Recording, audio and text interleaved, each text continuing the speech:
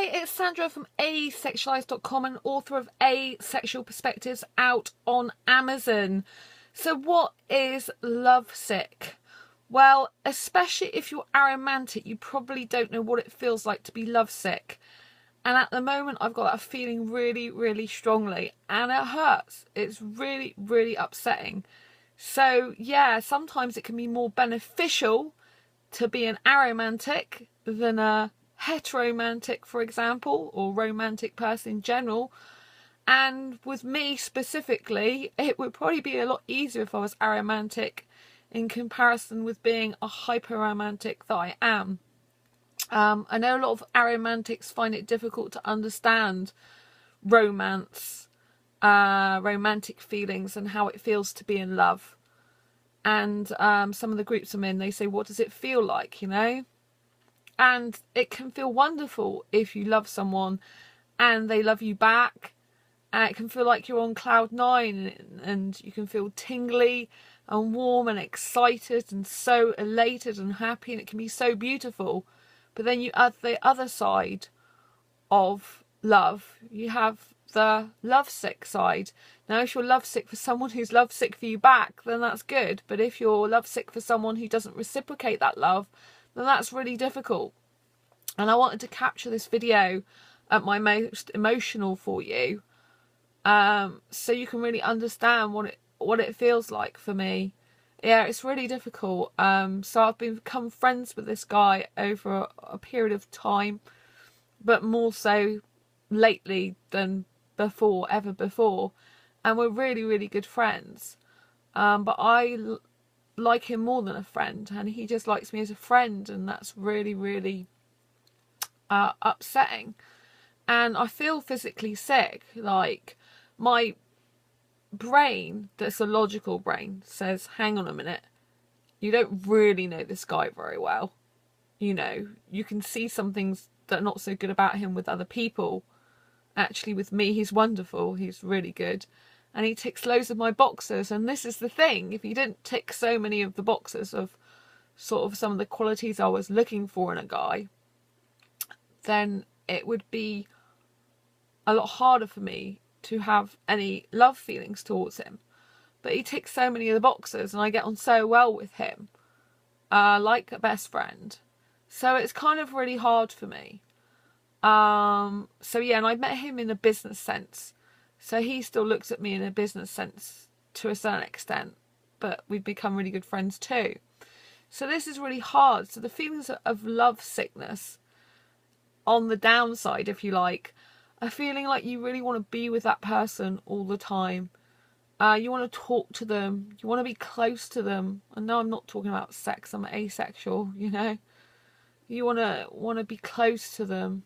You kind of maybe want to hug them. And you want to spend like all your spare time with them. And you want them to be near you, not living miles away from you. You want them to be in the same room as you, just talking to the early hours of the morning.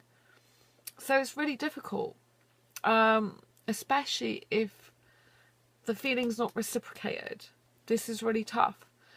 And with my hyperromanticism, I can fall in love easily, or I can get love feelings easily, or romantic feelings easily.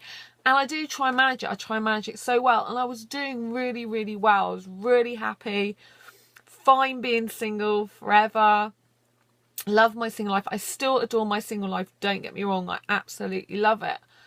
But the feeling like you want to be... I mean, I want to tell this person, I love you. I love you. I really love you. And I want to say stupid stuff like, I want to spend the rest of my life with you, which really isn't sensible. I mean, I don't know the guy well enough for that.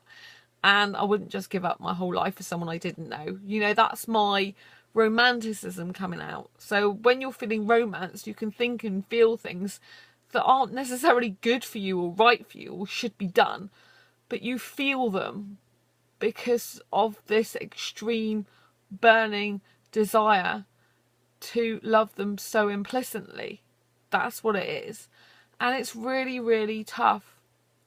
It's really tough and hard, you know, and I have so much love to give someone, and I know lots of asexuals have so much love to give someone, but it's if that person who you want to give it to feels the same way and wants to receive it from you and wants to give that love to you. Otherwise, down the line, one of you's going to get hurt, you know. But then you have to risk getting hurt in order to find the one you love. And I always know in my mind anyway that the person who will be the love of my life, they will come and move over here and live near me to be with me. I know that. And so really, I shouldn't even be worrying and bothering and thinking about this. It's only because this person I really have such strong feelings for. And, you know, it pops in my head like, oh, maybe he's my soulmate, which is probably completely ridiculously untrue.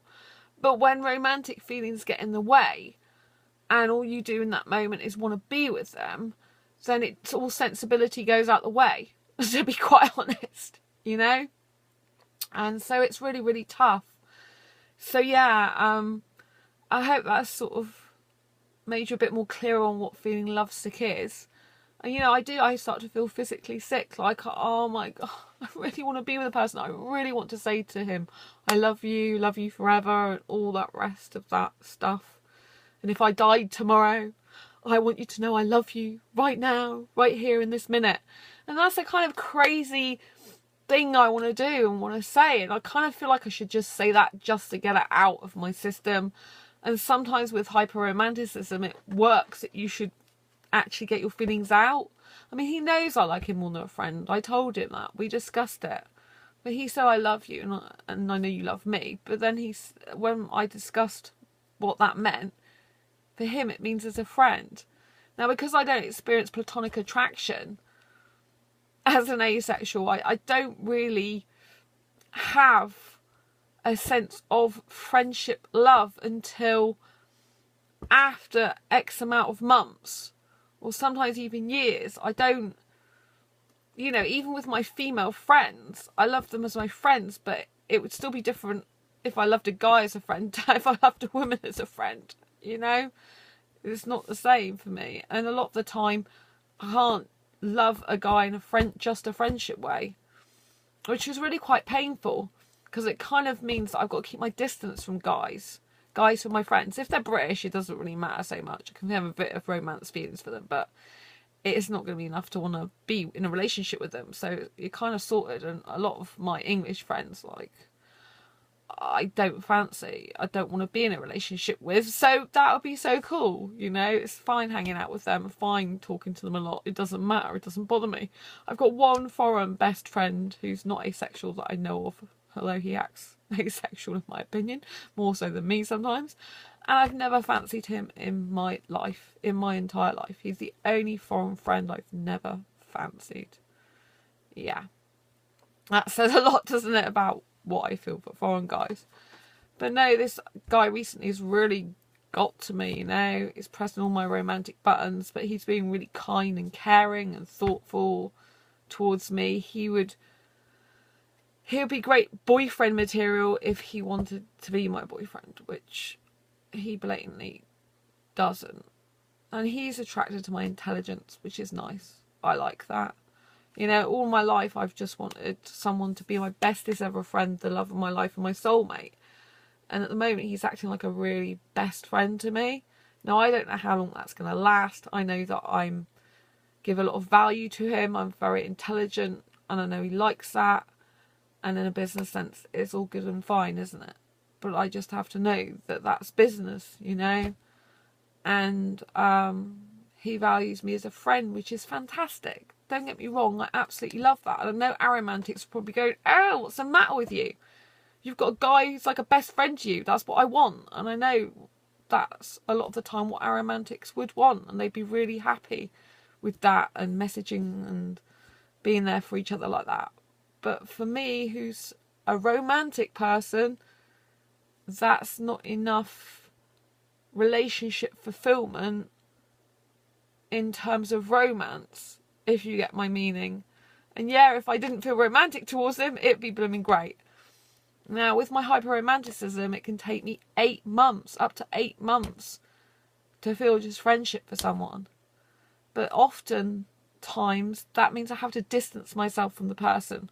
Whereas with this person, we're like messaging every day. So unless I sort of cut off from him, which at the moment would be too upsetting for me because he hasn't done anything wrong anyway, I have to put up with this feeling. I have to try and change it, you know. I think one of the hardest things in life is trying to control our emotional state, and sometimes when you try to control feelings, they get worse, they get bigger and bigger and bigger. So it's kind of really hard. You have to more likely manage it than control it. But right now I feel lovesick. I feel loved up. I just want to say I love you. I really love you. You've got someone here that loves you. You've got someone here who really cares about you. Me, me, me, me, me. I love you, love you, love you. I really care about you, you know. And I just think it's absurd. But that's how I feel. But then I'm thinking, well, there's not much point in saying that because he's made it clear he just likes you as a friend. And he knows you like him a bit more than a friend anyway, so there's no point. Anyway, I'm still going to be on the lookout for an asexual guy. The strange thing is this guy is possibly asexual as well, which, yeah, it's kind of pulling the heartstrings even more. If he was sexual, it would be easier for me to not feel as much because I'd have that brick roadblock there. But anyway, I'm sure there's a guy out there for me in the future. I do love my single life. I want to stop feeling lovesick over this guy because there really is no point. It kind of drains me of energy.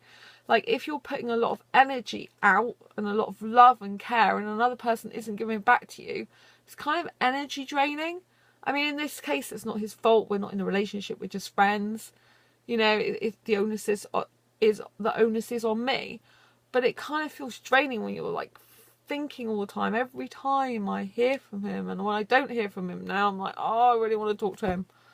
So it's kind of like really hard for me.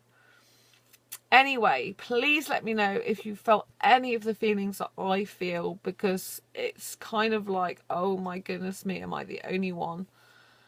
And please let me know, you know, what does it feel like to be lovesick to you? If you're aromantic, have you ever been lovesick at all? I've never had a crush. I don't really know what crushes are. So if you've had a crush, have you ever been lovesick over a crush? You know, what do you really think and feel? I mean, how does it affect you? How does it affect you? And when love is not reciprocated, how is that for you as well? You know, it's really tough, I think.